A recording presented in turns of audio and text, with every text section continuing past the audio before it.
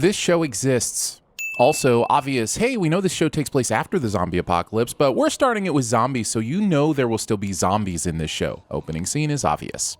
This outlining feature kind of makes this look like Edvard Munch's The Scream, except this painting would be called the I'm Bored Already. It was a nightmare all along cliche. My sister throws this big feast day rager every year. Tomorrow night, 10 p.m., storage room C12. Nothing says awesome rager like being crammed in a small storage room with a bunch of drunk teenagers. There sure were a lot of people right around this bus departure for no one to have seen the stowaway, stowing. Even if Huck couldn't hit all three of them with her Jeep, which she absolutely could, why wouldn't she at least try to take out the two that were together? No.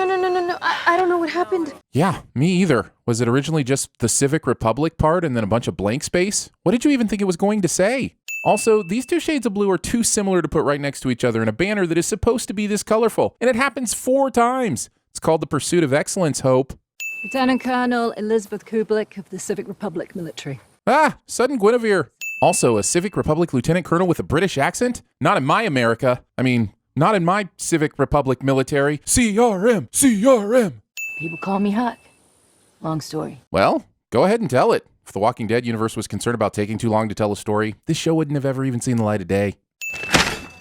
Considering you had to either cut or fold this to make your oh-so-clever adjustment earlier, shouldn't we at least see a crease here? Why don't you draw and paint? Drawing and painting won't put an end to reanimated necrotic matter. What about putting an end to this tedious and completely uninteresting 5-minute conversation between characters you're desperately hoping I care about? Will drawing and painting put an end to this? Because I can find a paintbrush real fast. Representatives from our home city of Omaha and the alliance cities of Portland and the Civic Republic. Is that the start of a narration as bookends to the pilot episode cliche I hear? Careful with the young cast, the ominous authority figures, and the trendy music. Your one character takes off a piece of clothing for no reason away from this being CW's The Walking Dead. Happy feast day, people. I'm not sure I'd go with feast for any title of a celebratory day that came after the zombie apocalypse. Pretty sure a lot of these people's close relatives were feasted upon by walkers. So that seems A, a little on the nose, and B, gross. Also, I get that The Walking Dead is an insanely successful franchise, but was a teenaged angst version of the show something people were clamoring for? Don't we already kind of have that with Riverdale? Those actors are playing zombies on that show, right? I was just assuming they were based on all the dead expressions they give in their performances. Let me ask you something. Why do you do what you do when you have what you have? Man, this character exposition request is so self-serious and forced that after he dramatically put his back to her and dramatically turned his head, he might as well have dramatically said, "Tell me, Hope, what do you really want the audience to know about you before the end of the first episode?" You are a family member. Dad gave you guardianship while he's gone. This super convoluted and, might I say, insanely boring, long-winded sequence only serves the purpose of allowing the audience to find out that Felix is Iris and Hope's legal guardian. And you might say, well, Felix being their legal guardian is an important part of the story, and you would be wrong. You know what? I'm good. I don't need to listen to this crap. My reaction 10 seconds into every conversation in this show somehow makes it into the script. That's why I come here. I come here for the tea. Get it? Like the gossip? All the kids are saying it, and we're totally cool like that. Although, considering that phrase wasn't around when the zompocalypse started, would slang have still progressed the same way? It's not like we've never talked about it. Talked about what? Oh, you know. Tell me like I don't. You know, just in case the audience wants to know too. Iris, I think you're dreaming you're dead because you are neglecting you. You are not dating. Yes, because dating is how you determine whether or not you're a normal person. I'd be checking Dr. K's therapy credentials right about now. Your head is shoved so far up the future's ass you've completely abandoned the now. The MCU. Even if I could have, you make the wine, you serve the time. Rhyming wine with time. It's not even about the empties. I mean, it is, but it's about the people. People are It might be 10 years later, but we're somehow still on this The Walking Dead is really the people and not the zombies train that was irritating before season 1 of the original series even ended. Also, we went from walkers to empties? When? And why? Is that really the only thing that will differentiate this show from the original in Fear? Because so far, that appears to be the case. It ain't, it is what it is. Well, now I'm just confused because I thought it is what it is. But if you're saying it isn't, then I guess maybe it is what it is. So thanks for clarifying. Also, what kind of advice is that? Huck is like the Mike Brady of the Walking Dead universe. Episode does not contain a karate fight with zombies. Dragging this flashback out is such an indictment of what The Walking Dead represents that I'm almost willing to remove a sin for the simple fact that we do get a resolution to it at the end of the episode. I said almost. Oh, I didn't. We were just, we're at the janitor's office and saw you walk by. And also, like, we came here together because, I think we're supposed to maybe be like main characters or something, so we needed to see this. Elton found an easy bake oven. We made cake. Even in the midst of a zombie apocalypse, I would choose starvation over eating the cardboard weaponry that an easy bake oven shoots out.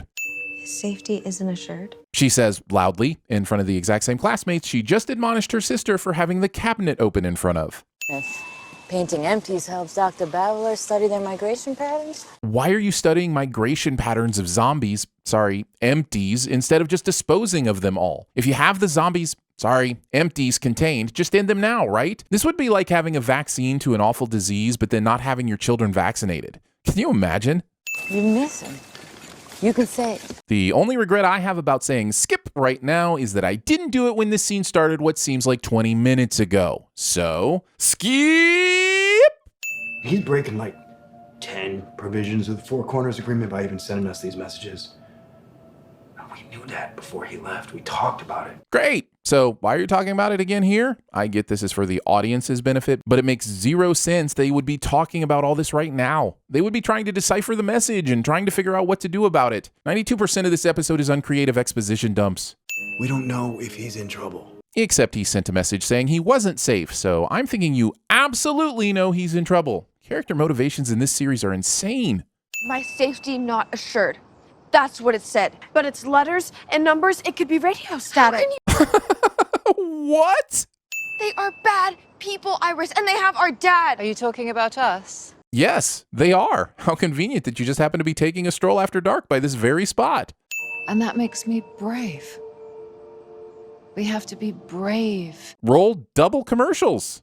Your father is teaching in a Civic Republic research facility in New York State. This is a coded map, so it doesn't show you where in New York. So really, I've given you zero reason to believe me at all, but I'm hoping you will take this, maybe grab a couple of your friends, and attempt to hike 1,100 miles to New York, so you'll be gone when my soldiers and I destroy this colony and kill all of your friends and neighbors. We cool? You're brave. Sorry, roll triple commercials. It's bad. Yeah. You sure it wasn't just radio static? So you have all your infirms situated with iron doors to keep them from escaping after death, but no other life protocols that would keep a visitor from accidentally opening up a zombie room?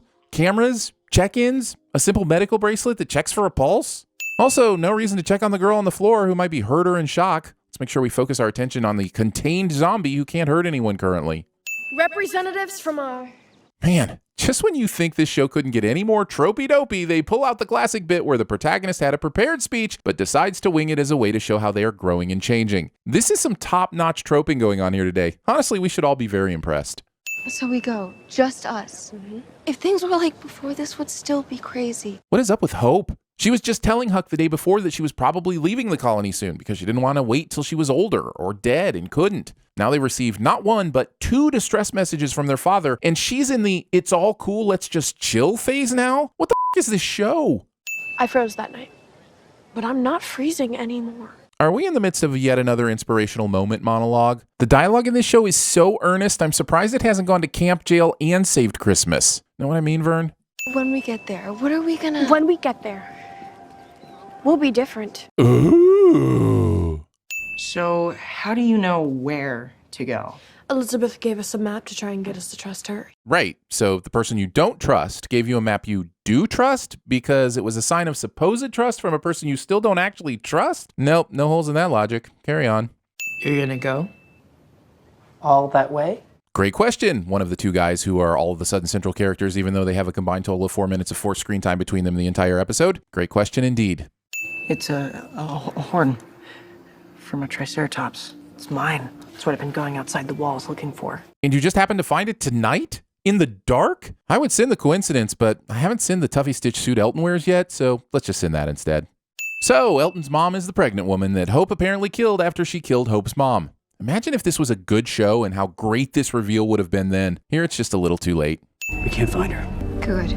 Wait, that's it? 50 minutes of forced self-serious dialogue to set up characters I still don't really care about for that measly payoff? Oh, I get it. This whole show is a metaphor for how The Walking Dead itself is now a zombie, plodding along with no purpose, brutalizing people who come in contact with it, and decaying until someone finally puts it out of its misery. It's genius! Three horns never play with long necks. People be like, how is there a comment on the video when it just posted? Fans be like, I'm a member, You can be a motherfucking member too. Get videos early, extra videos, bonus podcasts, swag discounts, and more. Click the Patreon link in the description or at cinemasins.com to take your sin to the next level. Put on your Sunday best, kids. We're going to Sears. Wait, sucks or ass? You never go ass to mouth. I also hope to be much, much taller. We lost her because the sky was falling. The sky is falling! Are you crazy? It's about the people. People are People turn. It's just the odds. And may the odds be ever in your favor. I graduated. It's over. I did it. I know most of you are saying, hey, any idiot could do that. Well, it was tough for me, so back off! It's a horn from a triceratops. It's mine. Mine!